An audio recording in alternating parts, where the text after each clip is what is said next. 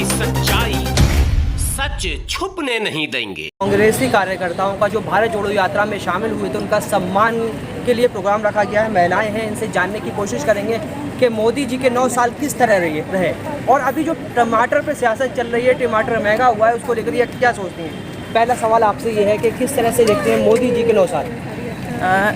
हर मोर्चे पर फेल रही है सरकार, चाहे महंगाई का मुद्दा हो, देश की सीमाओं की सुरक्षा का मुद्दा हो, रोजगार का मुद्दा हो, तो हर महिलाओं की मान सम्मान की बात का मुद्दा हो। मैं ये कहूँगी कि हर मोर्चे पर फेल रही है ये सरकार। 9 साल में सिर्फ हमारे प्रधानमंत्री जी ने अपने मन की बात की है। आपने कहा सुरक्षा की बात की, पाकिस्तान को घुस के वहाँ पर हमला करके आए और चीन भी जो है डरता है मोदी जी से। पूरा विश्व जो है मोदी जी को वर्ल्ड लीडर मानता है, और आप कैसे कह सकते हैं आज के दिन जो हमारा जो पहले स्टेटस होता था बॉर्डर पे, आज के दिन हमारा वो स्टेटस नहीं है।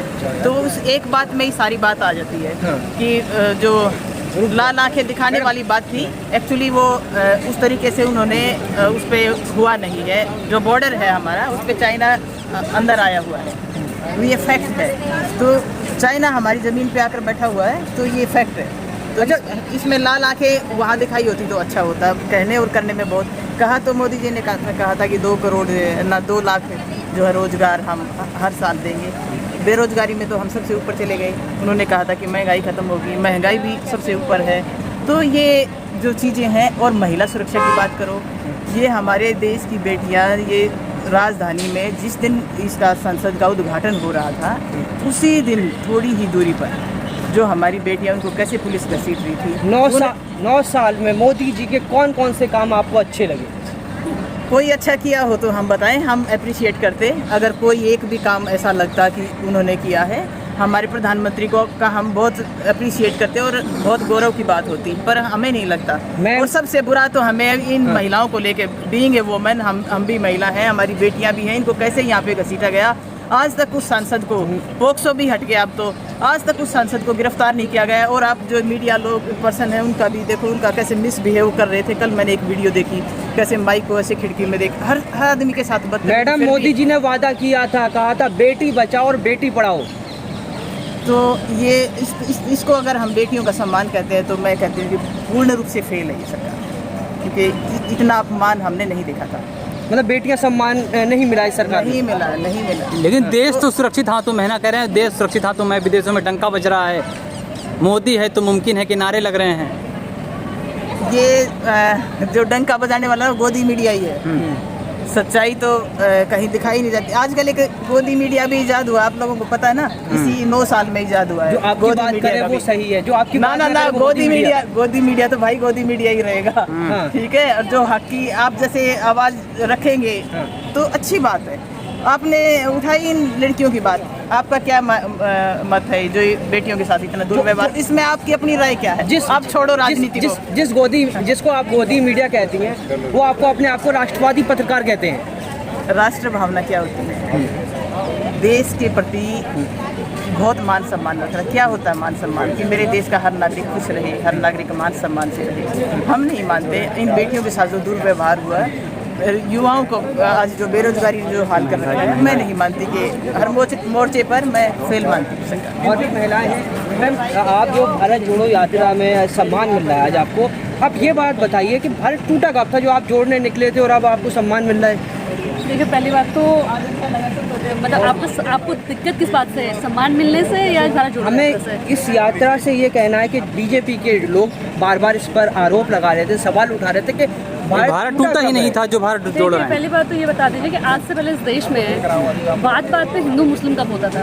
आज से पहले अगर कोई भी हम लोग जब न्याय की गुहार करते थे या कोई भी एक्टिविटीज़ होती थी, तो क्या उस हर एक्टिविटीज़ को हम लोग हिंदू या मुस्लिम के नज़रिए से देखते थे या अपराधियों की नज़र से देखते थे, सही और गलत के नज़रिए से देखते हैं। तो आज जो हमारे देश में आर्थिक, सामाजिक और धार्मिक विषमताएं हुई हैं, जो बड़ी हैं पिछले 9 साल में, उसके खिलाफ जो भारत जोड़ो यात्रा थी उसके खिलाफ थी, उसको समझना पड़ेगा। मैडम, मोदी जी के 5 काम जो आपको अच्छे लगे हो। मोदी जी ने ऐसा कोई काम, एक काम बता दीजिए जो करा हो और जिसको हम ये बोलें कि अच्छा किया। मैं आप लोगों से पूछते, आप लोग बता दीजिए ना। मोदी जी की गवर्नमेंट में 370 हट गई, मोदी जी की गवर्नमेंट में राम मंदिर का निर्माण हो गया, UCC जो है आ रहा है, रोजगार मिला और किसानों को सम्मान निधि, और विदेश में डंका तो ऐसे बच गया, महिलाओं का सम्मान हो रहा है। हाँ देखिए, मैं उत्तराखंड से हूँ तो महिलाओं के सम्मान से ही शुरू करूँगी। हमारे यहाँ अंकिता भंडारी मर्डर केस हुआ लास्ट ईयर सितंबर में। आज तक उस केस में कोई जस्टिस नहीं मिला क्योंकि उसमें जो इन्वॉल्वमेंट था, जो अपराधी था, वो बीजेपी के एक पूर्व मंत्री थे। और जो सबसे पहले हमारी जो बीजेपी की सरकार ने उस इंसिडेंट पे जो कार्रवाई करी थी, जिस जगह उस लड़की के साथ यौन शोषण हुआ था, उसकी हत्या हुई थी, सबसे पहले वहाँ रातों रात वहाँ बुलडोजर चलाया गया था। दूसरा केस आपके सामने, हमारी जो देश की बेटियाँ हैं जो जब देश का सम्मान, देश के लिए मेडल लाती हैं तो प्रधानमंत्री उनको अपने घर पे बुलाते हैं, लंच और डिनर कराते हैं, बोलते हैं ये मेरी बेटियां हैं, ये मेरे घर के बेटियां हैं, मेरी घर की सदस्य हैं। लेकिन जब वो 35 दिन यहाँ धरने पे बैठी होती है, हमारे प्रधानमंत्री और गृह मंत्री के मुँह से एक शब्द नहीं निकलता। और जिस दिन संसद का इनॉग्रेशन, नई संसद का इनॉग्रेशन करते हैं, उस दिन उन बेटियों जो एक शांति मार्च निकालना चाहते थे तो उनको घसीटा जाता है, उनको मारा पीटा जाता है। आप बताइए कि बेटियों का क्या सम्मान इस देश में ये लोग कर रहे हैं। दूसरी बात, आपने बोला कि 370 रोजगार मिले और राम मंदिर बना। आप मुझे ये बताइए, स्कूल कितने बने, कॉलेज कितने बने, आप लोगों ने कितने लोगों को रोजगार दिया? 45 वर्ष में सबसे ज़्यादा बेरोजगारी इस देश में आज है, तो कौन से रोजगार मिले? 2 करोड़ रोजगार ये लोग हर साल देने वाले थे, कितने रोजगार मिलते हैं? पहली बार इस देश में ऐसा भी हुआ कि अगर मुख्यमंत्री ने पुलिस की भर्तियां में, तो पुलिस की भर्तियों में भी चिट्ठियां बांटी, और प्रधानमंत्री ने अगर जो लोगों ने कॉम्पिटेटिव एग्जाम पास करी उनकी चिट्ठियां बांटी हैं। कि इस देश में आज तक आपने देखा था कि किसी बच्चे ने एग्जाम पास करा, उसको वो इंटरव्यू पास करके उसकी जॉब लग गई और उसको प्रधानमंत्री लेटर दे रहा है? ये इस देश में पहली बार हुआ है। आप उत्तराखंड से, उत्तराखंड में पुष्कर सिंह धामी जो है डबल इंजन की सरकार चला रहे हैं और कह रहे हैं कि जो है जो भी यहाँ पर मज़ार माफिया हैं वो जिहाद कर रहे हैं, इनको सबको जो है उत्तराखंड से हटा देंगे और ये जो है बांग्लादेश ये जो है रोहिंग्या हैं।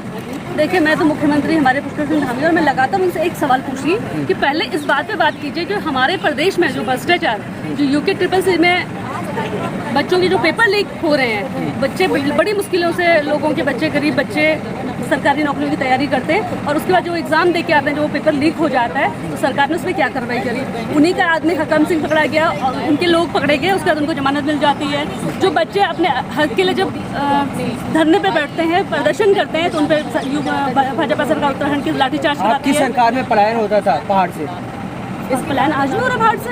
बताइए क्या सुविधाएं करी? पुष्कर सिंह धामी और उससे पहले भी 5 साल उन्हीं की सरकार थी ना, पुष्कर सिंह धामी दूसरी बार मुख्यमंत्री है। बताइए आज वहाँ से कितना पलायन हो रहा है? पलायन तो दिन बढ़ते दिन बढ़ ही रहा है क्योंकि कोई सुविधाएं नहीं है वहाँ पे। तो मुख्यमंत्री, ये उत्तराखंड या पूरे देश में जो बीजेपी की जो सरकारें हैं, ये बातें करने में तो एक्सपर्ट है, लेकिन जहाँ काम करने, बेसिक काम जो करने उन पे वो फेल है। आखिरी सवाल, देश में किस तरह से देख रही हैं, और आप उत्तराखंड से हैं, 5 लोकसभा सीटें, वहाँ पर जो है कांग्रेस पिछली बार भी हारी थी, 14 में भी और 19 में भी, और अब क्या लग रहा है 24 में देश में और उत्तराखंड में किस तरह से कांग्रेस प्रदर्शन करेगी? इस बार देश में भी और उत्तराखंड में हम 5 सीटें जीतते जा रहे हैं। आप लोग वहाँ पे जाके सर्वे करवाइए, 5 सीट उत्तराखंड के लोग अब समझ गए हैं कि ये सरकार केवल बोलती है और लोगों के साथ जो गलत काम इन लोगों ने करा है, या आज वहाँ का बेरोजगार युवा समझ गया, वहाँ की महिलाएं समझ गई हैं कि ये जो सरकार है ये धर्म के नाम पे राजनीति करती है और जो असली मुद्दे हैं प्रदेश के उस पर काम नहीं करी। तो इस देश में भी और उत्तराखंड प्रदेश में भी इस बार जो सरकार आएगी वो कांग्रेस की सरकार आएगी।